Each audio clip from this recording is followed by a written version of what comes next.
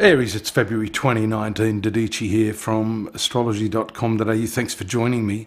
It's a really good cycle for you right now, and that's as a result of the Moon, Venus and Jupiter still occupying your ninth house of your Aries sun sign horoscope. To those of you that are new, welcome. A brief synopsis that we do month by month here, just looking at a snapshot of what's happening to your horoscope. A couple of points. That's the first one, the transit of Venus and Jupiter in your ninth house. Overall, that's lucky. It makes you feel lucky, but there are other factors there.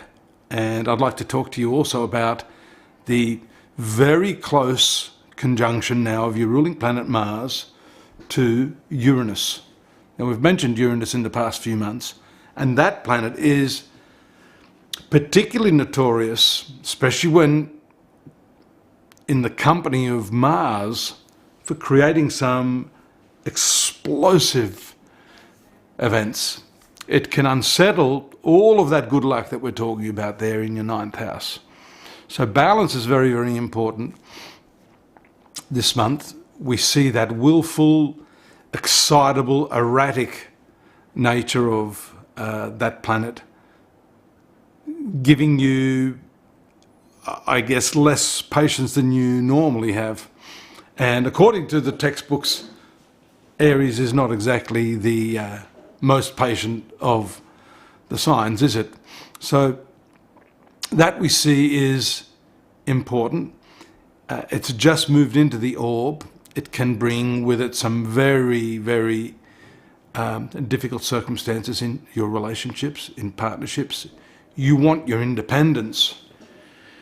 You want it at all costs. And that's the sticking point. If your partner is wanting something else, wanting you to be, sort of more tied down at this time, you have to find some mechanism whereby you can compromise and satisfy both parties.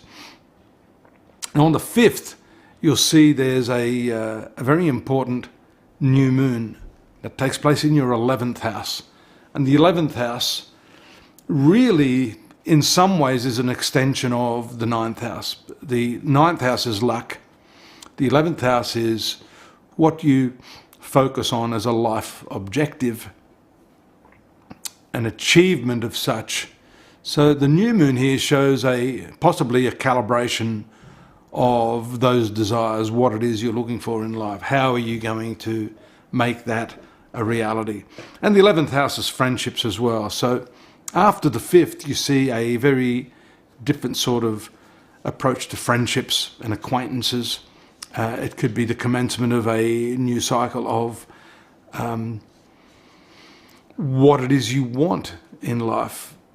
So you may be adjusting and recalibrating those desires. What once appealed to you may no longer appeal to you. So it really is a reappraisal period. The other side of this is the full moon that takes place on the 20th. And that takes place in Virgo, which is your 6th house. That too is a workplace related area. It's got more to do with the co-workers in your day-to-day routine. So that's a full moon, and that shines a light very strongly on that area of your life. And I don't find a divorce between what the new moon says, that is readjusting your life goals, to what the full moon does, because it, after all, just part of the one single cycle. So it could be that these new desires, these new life objectives, these new plans you have for yourself starting earlier in the month are tied in with the way that you work, the way you view your co-workers.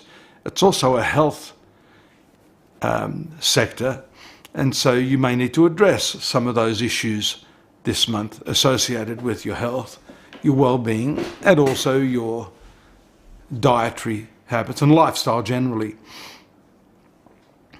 And pointing that earlier aspect out of the Mars and Uranus, it's important for you to understand that the health component of your life has a lot to do with the level of stress that you put yourself under. So that Mars and Uranus, although it's your Mars is the ruling planet for you, it's still going to be under some stress, some anxiety with that particular planetary combination. That's also occurring in your sun sign. That has a lot to do with your health and your vitality. So there are 2 points this month that I think point out that fact. We see also later in the month, around the 19th, 20th of February, the Sun will make a very important transition into your 12th house. 12th house is a hidden house, secretive house, the house of mystery, really. And that's a low-key house. So when we talk about your health and your workplace activities, and we see these two components of the zodiac coming together in a similar time frame, the 20th is the date that we see that full moon. It's also the date that we see, thereabouts, the transit of the Sun into your 12th house. And that's a meditative house, a house which shows you maybe reminiscing, reappraising, thinking back over your past and trying to figure out, well, joining the dots. How did you get to where you are? What activities and mechanisms did you implement to get to where you are, successful or otherwise? Because that again ties in with the 11th house. And right now too, you have the Sun and Mercury there. Very, very nice combination.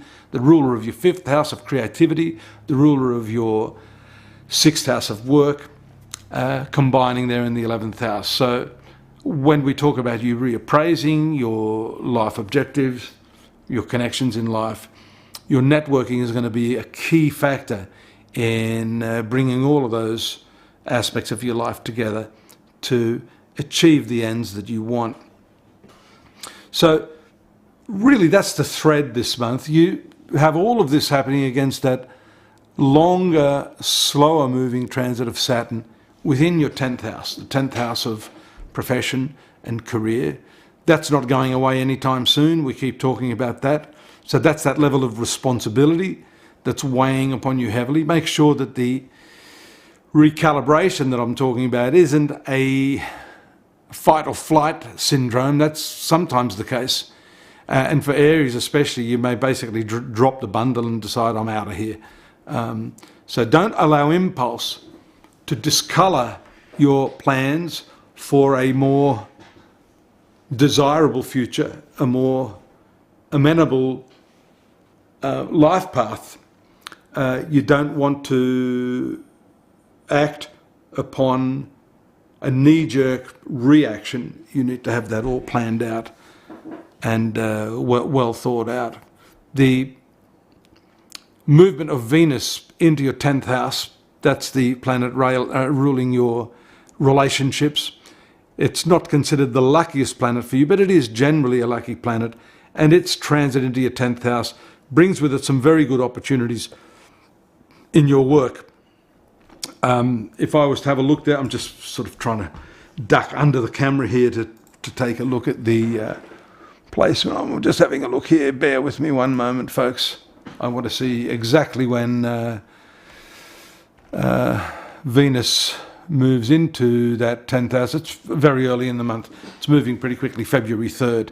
So you'll start to see the benefits of that planet also. You're going to bring a more creative element to your workplace activities. It's more cordial for your relationship with your employer. And there could be a socialising associated with the type of work that you do now. It's generally quite a successful point. That movement of Venus from the 9th house of good fortune into the 10th brings all that luck, your past good karma, into the workplace relations. Incidentally, just on a final note, Venus ruling your planet of your sector of love, being the planet of love and marriage, can associate your working life with your marital affairs. For those of you that are single, this is a time when you can find a nice overlap indeed between your professional and social activities. I know they say work and pleasure don't mix, but this is one such month when you may actually make an exception. Take a look over at astrology.com.au, please. That's my website. We have a lot more information. I've actually typed up a whole lot of information for the additional transits that you'll find this month. Drop me an email if you want, Dadhichi@astrology.com.au. More than happy to help you with your personal problems. That's what astrology is ideally for. This is more of a general forecast, and I look forward to hearing from you. See you again next month. Bye-bye for now.